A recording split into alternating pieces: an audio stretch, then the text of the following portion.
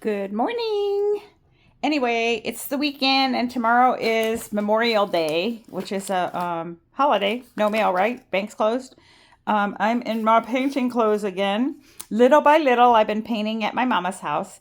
Um, do you ever read the the news, like online news, or that comes through your community? So I'm reading stuff, and over time, it comes through little articles or whatever, and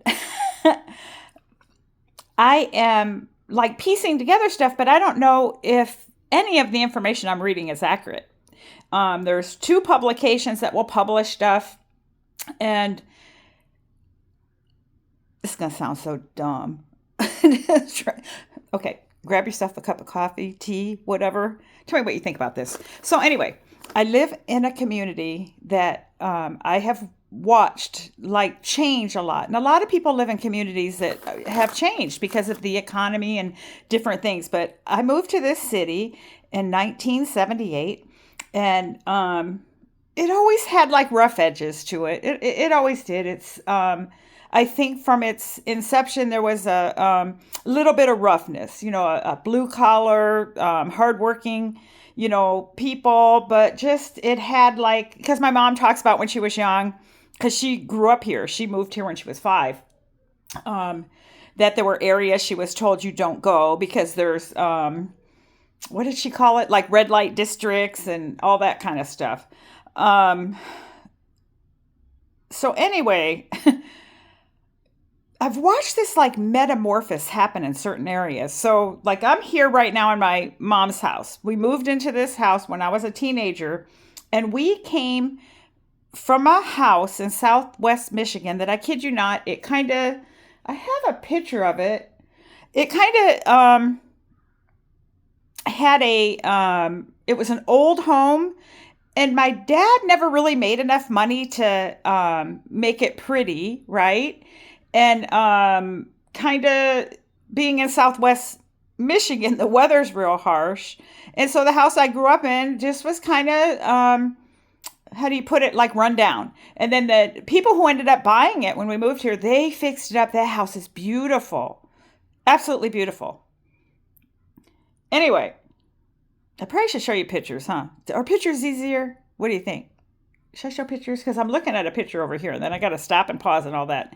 But anyway, so when we came here and decided, my mom always wanted to come back to her home state, a California raised person that is in Southwest Michigan with harsh weather, no family.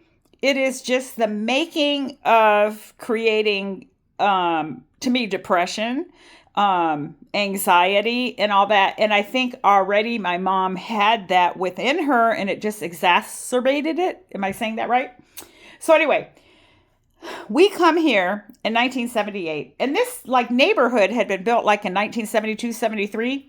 And it was just, I'd never seen anything like it, honestly. It had paved streets, it had sidewalks, it had like pretty yards, and the houses looked beautiful. It was beautiful. And it was because it was a newer neighborhood. Well, now we're in what, 2026, and the city that I live in, things are getting run down. We have very large potholes, we have failing infrastructure, and we have such beautiful weather here, and kind of a reduced police force and problems with that. And so there hasn't been a lot of, I think, well, how do you say it? Like watching certain crimes happen, like that's not serious enough type crime, or they have to go to the most like life threatening calls first, and other stuff that maybe other communities have, like somebody's getting robbed, but the robber, runs away. They'll kind of be more delayed on that sometimes, because it's like, okay, well, you're safe. But so we have this, a lot of people that are living in vehicles here, a lot of people that are seemingly living, hiding where they're living, but they're there because they come out. They're in brush areas, and then the brush area catches on fire. They're in abandoned buildings. But the latest is, from my understanding, reading the news, somebody on their, like they were away from home and somebody on their camera could see somebody that was on their property and then went into their home, like broke in, because they didn't have any place to stay. So the police were called, and apparently the police said that, well, we can't do anything about it. It's like, you'll have to go to court or some kind of BS. I'm not even sure if it's accurate, like trying to say they were squatters. And it was an immediate kind of break-in. And I'm just thinking, this is not going in the right direction, because there are homeowners that are going to find a way. Somebody's going to get hurt if somebody gets on somebody's property. And I do not advocate that you protect property by blowing somebody away. That's, to me, like you protect your immediate danger to life. That's the old school thinking I am. But I know that looking at the comments on the social media, people are like, let them do that on my property. I'll blast them off and all that. And we, like, what have we come to, And I think it's like the compassion fatigue, the problems. So anyway, rewind. I'm looking at different monies that came in through the state, through the federal government to address like housing problems in communities, right? So I'm calculating way over $30 million that I can track for this our population is like 120 something thousand. And it was going to service, like part of it was going to service 40 something unhoused people. And then another part was going to service certain things. And I did the math once and I'm like, they're almost spending like $40,000 to $50,000 on each person that they have helped a year. I think that's kind of a lot of money. I mean, and it hasn't helped. It hasn't helped with, if you have people with mental health problems or drug addictions and all that, they're still using, and you're just providing shelter for them. You're not fixing like the dysfunction that comes with that. And then a lot of times they don't even qualify to be there because they don't want people under the influence. So then they're out there on the street. I mean, it's just, I should like research a little more. I'm sorry. But, so the recent thing that I saw is this center that they had built, and it took so long to open because there were shortages in money and they needed more money. And it was like one of them developments that were building this thing and it's going to help people go from housing to be able to get into housing and all this stuff. And then there were delays in opening it, and then it finally opened. And there were people saying how they're going to run it. They don't have any more money. And I'm thinking like, I remember reading that. And then I read just the other day that the person who had developed it is like, I don't have any more money to run this. So it's like, what? And that was said that they wouldn't have money to operate it. They put all this money into it to build this. And it's like, it's not easy to build in California. Let's just put it that way. California has a lot of restrictions of where you build, how you build. It's not like some states, you can, I drove through them. It seems like they don't have the same kind of building codes. I drove in some states and some communities where I saw like, oh, there's a mobile home. Oh, there's a mansion.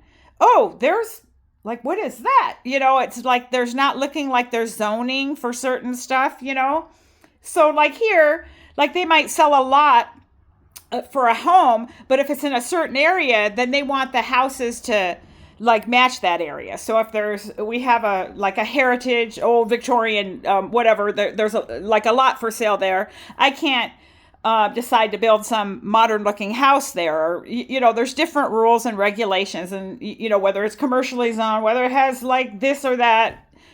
It's not easy. And then the permit process and all that I heard is a nightmare. But anyway, so does any of this relate to you? Is your community having issues with where are you visibly seeing an increased amount of homeless? Because here it just feels like dysfunctional, just very dysfunctional with a lot of garbage and a lot of feces and things coming through the news where violence and they're like using weapons on each other and using weapons on like citizens that aren't homeless. We sadly had, I don't know if it was 2 years ago, a man that, came home and saw, somebody that was breaking into his vehicle and, said, hey, what are you doing? Whatever. And the person who was not like in a good state of mind this man lost his life. I mean, who would think? Like, what are you doing? Messing with my vehicle. Bam. You're, no longer here anymore. And then they proceeded to take the vehicle he was in and drove it and then parked, and it had I think a GPS locator or parked someplace sleeping in. And so the police did catch this person, and they're just not even, I don't even think, fit to stand trial or be charged with anything. It was terrible, And so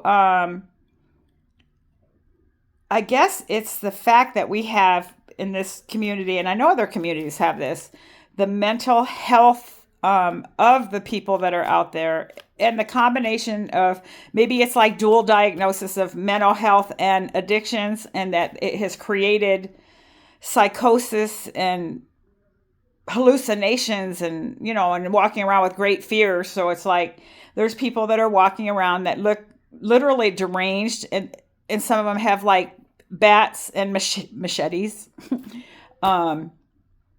It bothers me. It's very disturbing to me.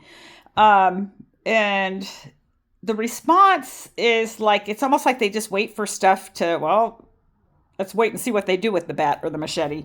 But anyway, I'm inside the house today painting, and I'll do some yard work. Might go for a walk. There's some friends of mine and family that are like, Laura, do you really feel safe walking around that? Yeah, I just keep my distance, and I try and I'm ready to run. I don't know. I'm not going to live in fear. But yeah, it's just really sad.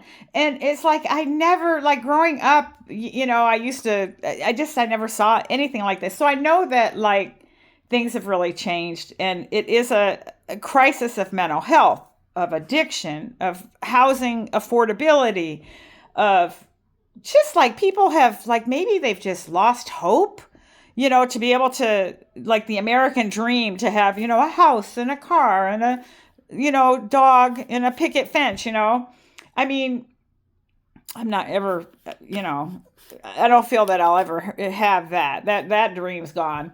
But, I wanted to make a little picket fence with popsicle sticks, like make a mini house for me.